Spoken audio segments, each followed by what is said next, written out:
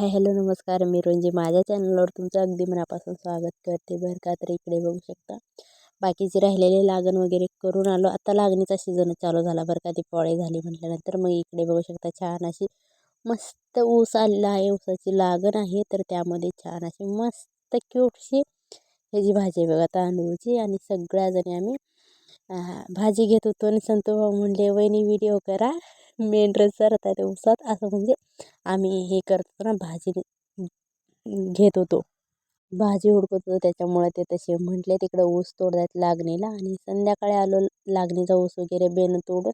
आणि येताना रानातून बघा भरपूर अशी भाजी आणली. साईडलाच वांग्याचा फळ होता, मिरच्या होत्या, परत पेरू, परत तांदूळची भाजी, गवार. एवढं माळवं येतं ना, आम्हाला विकत आणायची गरजच पडत नाही. दररोज गावाकडचं राहण्यासाठी ना, खरंच गावाकडचं हेच भारी वाटतं मला. फ्रेश फ्रेश भाज्या भेटतात, एकदम ताज्या तवान, आपल्याला सुकलेलं नाही काय नाही. नेमकं आपल्याला जे हवं ते दररोज वेगवेगळ्या भाज्या वगैरे आपल्याला खायलासुद्धा भेटतात.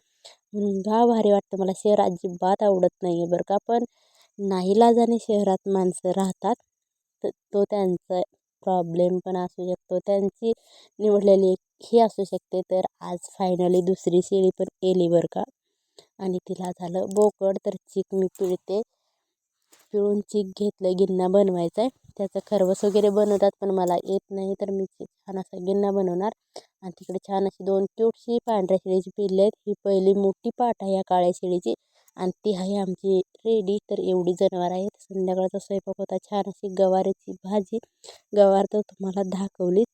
गवारीची भाजी बनवली छान मस्त. तेवढीच माझ्यापुरती. मामा गेले ते खेकडे आणायला, आणि आत गॅसवर भाजी बनवली. बाहेर कुकरला गॅस लावून घेतलेला मी, आणि भाकरी बनवते बरं का. ज्वारीच्या भाकरी बनवल्या, कारण एवढा कंटाळा आला ज्वारीच्या भाकरी खाऊन. बाजरीच्या भाकरी खूप मिस करतोय.